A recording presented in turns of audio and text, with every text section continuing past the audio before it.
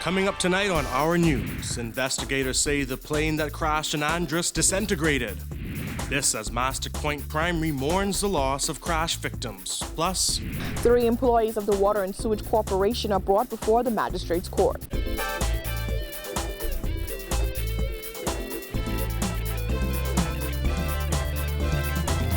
Our News is brought to you by Alive, the nation's newest and best LTE network. Good to be alive. welcome to Our News and thanks for joining us. I'm Jared Higgs. Topping news tonight. Search and rescue teams led by the Royal Bahamas Police Force aren't optimistic that they will be able to recover the bodies of victims of the plane crash off the coast of Andros. Yesterday, officials told the Nassau Guardian that they found some remains and they were trying to get them to New Providence.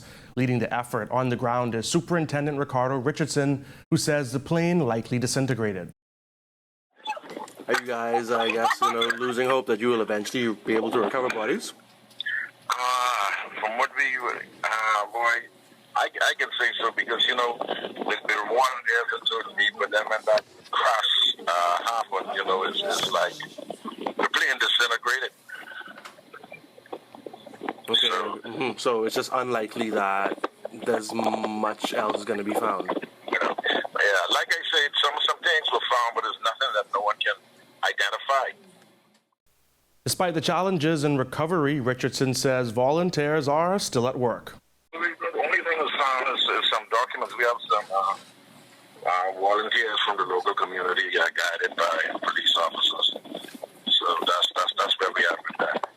That's of significance as well. Mastic Point residents Billy Oliver and Andy Ray Saunders were anxious to get out and assist with the search efforts. We'll be heading out down more north to check the channel out, to run back into the south. Because if the plane land, where they said land off the Radkedia on the end of the channel, definitely the body should be someplace in the channel, the center of the channel area. So we're trying to find out the reef sites. Some went to the south, so I head into the north. So this morning we're going to put our foot together and try to hit the sea and see. Both men knew Margaret Adderley, who died along with 5 others in that tragic crash. They say the entire ordeal has taken its toll on the close-knit community. It's very shocking for the community, because everybody trying to get in, to try and help with whatever they can help and assist with. As the community of North Andros mourns the loss of those 6 plane crash victims, few in the community were unaffected. That includes the staff and students at the Mastic Point Primary School, where one of the victims worked.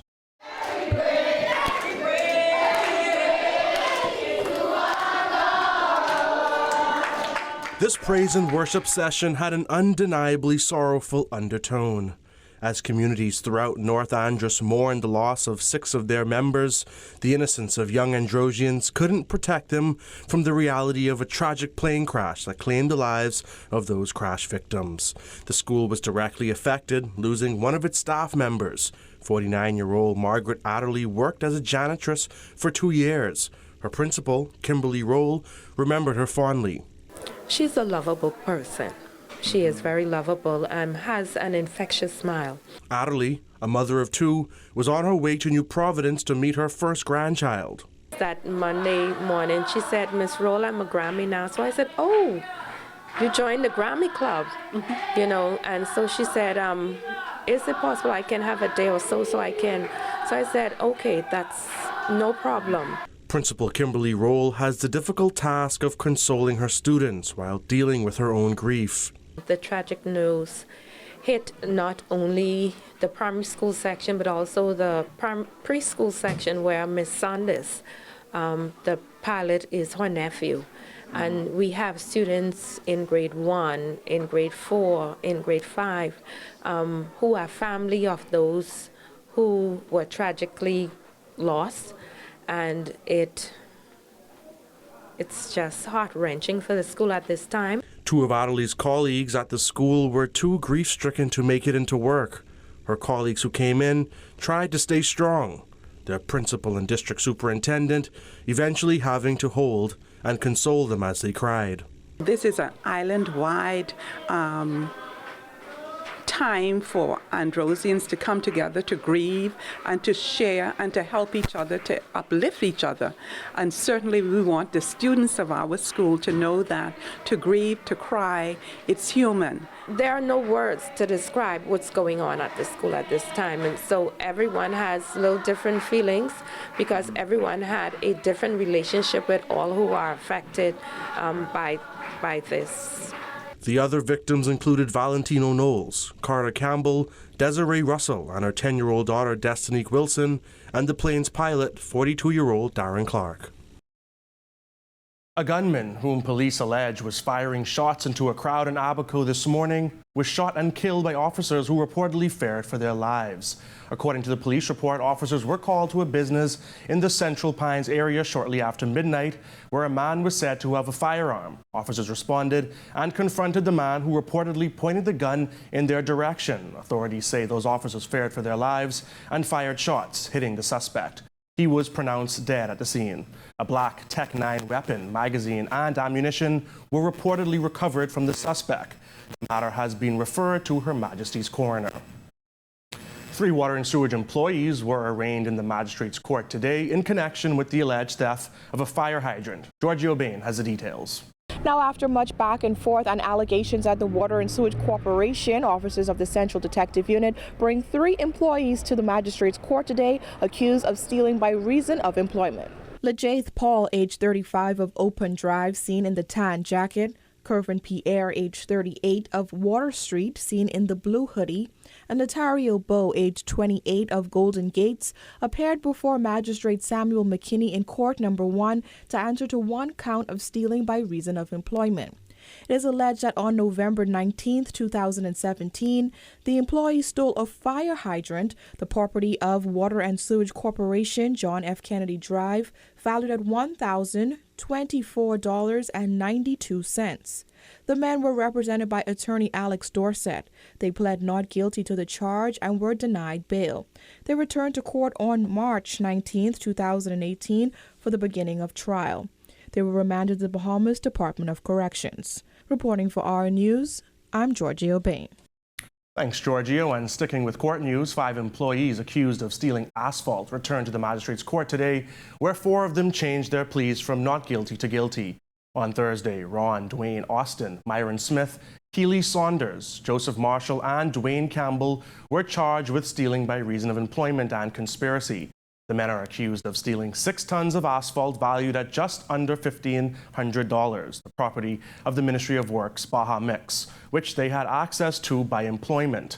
According to court documents on January 11, 2017, the permanent secretary reported that a large amount of asphalt was missing, resulting in an investigation being launched. It was revealed that it was taken to a private property on Wolf Road to pave a driveway there. Surveillance video was submitted showing Austin, Saunders, Marshall, and a truck being driven by Campbell. Attorney Ian Cargill stated that the charges didn't fit for his client, Dwayne Campbell, who was not an employee of the Ministry of Works, but rather just a private driver hired to deliver the asphalt. Magistrate McKinney did not hand down a custodial sentence, but rather a fine of $5,372 to be paid by each man before they could be released. Smith returns to court on March 8, 2018. While there is no doubt that national health insurance will be funded by some sort of taxation, there is still uncertainty, even in the administration, on exactly how it will be implemented. That's according to Deputy Prime Minister Peter Turnquest, who insists nothing in the world is free. Jasmine Brown tells us more.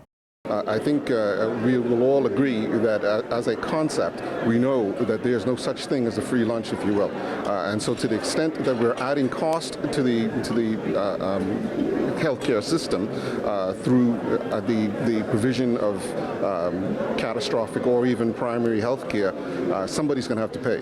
Turnquest was asked about the proposed new tax days after Minister of Health Dr. Dwayne Sands revealed that an additional tax will likely be introduced to fund NHI. Sands also told reporters outside Cabinet on Tuesday that he has placed pressure on the NHI board to come to the public sooner rather than later concerning the funding of the scheme. Turnquest says the truth of the matter is Cabinet has yet to determine whether it will fund national health insurance through a direct or indirect tax. No, we have not had the detailed discussions on that. The enrollment phase of NHI was launched under the former administration in the absence of a public insurer and a means to fund the program long term. After taking office last May, the Free National Movement pledged to streamline the scheme to make it an effective universal health care program. In the speech from the throne, the government promised to extend the focus of national health insurance to secondary and tertiary health care. A revised, leaner NHI program that combines primary care and catastrophic care was expected to be relaunched before the end of 2017, but there has been no announcement on the relaunch of the program. Still, Turnquest says the Minutes administration is still determined to stick to its promise when it comes to NHI. Now, whether that is through increasing other taxes or whether that is through a direct taxation for the healthcare to support the healthcare system, that is something that will have to be discussed. At last report, more than 30,000 people were enrolled in NHI. Reporting for our News, I'm Jasmine Brown. Still to come on our news, why the finance minister says VAT revenue is a little behind, plus Western Union back in the Bahamas. Stay tuned.